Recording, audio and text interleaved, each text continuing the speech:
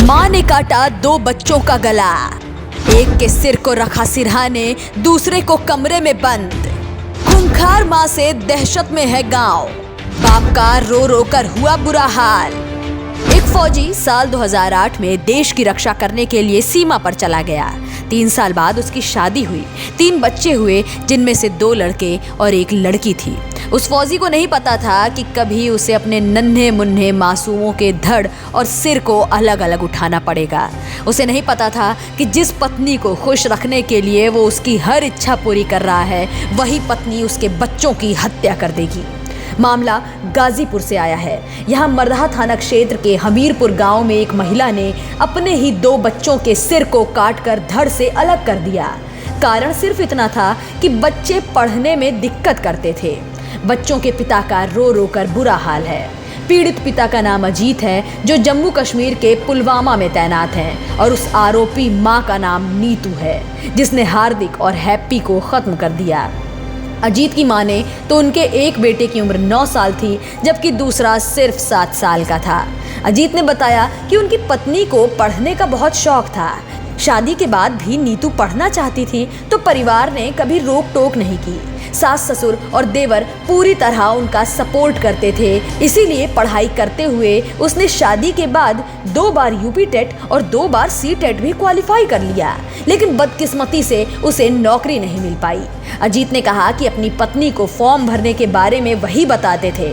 पत्नी एग्जाम भी देती थी, लेकिन अभी तक नीतू को नौकरी नहीं मिली थी, जिससे वो काफी ज्यादा गुस्से में और चिढ़ी हुई रहती थी। अजीत ने बताया कि कई बार नीतू ने उनसे फोन पर कहा कि बच्चे पढ़ने नहीं देते। अजीत ने नीतू को समझाया कि वो बच्चों के स्कूल के समय पर पढ़ाई कर ले, बच्चे हैं, परेशान तो करेंगे ही। लेकिन अजीत को अंदाजा नहीं था कि उनकी पत्नी बच्चों की आवाज शांत करने के लिए उनके गले को ही काट देगी।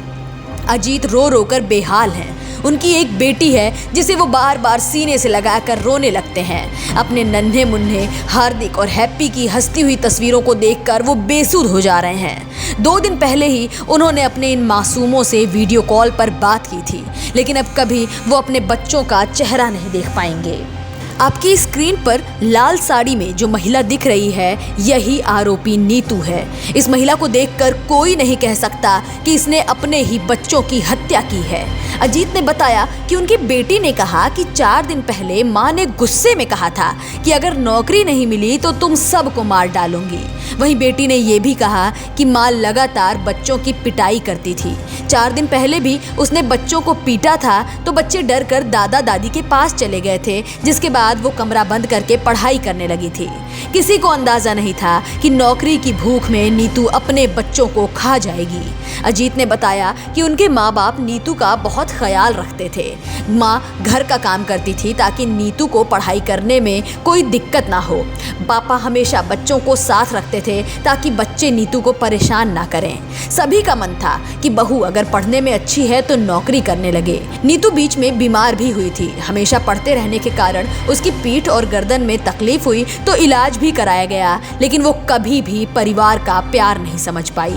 अजीत के पिता रामबचन यादव की माने तो वो रोजाना बच्चों को स्कूल छोड़ने और लेने जाते थे। उस दिन भी रोजाना की तरह वो सुबह सुबह उठे और तैयार हो गए। उनकी पत्नी बच्चों के लिए नाश्ता और दोपहर का खाना बनाने लगी ताकि टिफिन तैयार कर दी जाए।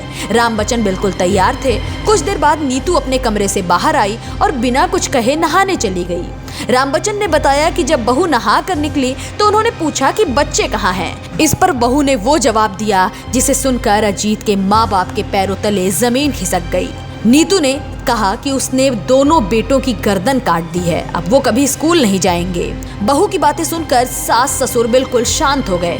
उन्हें लगा कि बहू ऐसे ही उल्टी सीधी बकवास कर रही है। अजीत की मां किचन से बाहर आई और चिल्लाने लगी। उन्होंने कहा कि अपने ही बच्चों के बारे में भला ऐसा कौन कहता है, जिस पर नीतू ने जवाब दिया कि दोनों बच्चों का गला काट दिया है। एक का सिर बेड के पास तो वहीं दूसरे का बगल वाले कमरे में रखा है।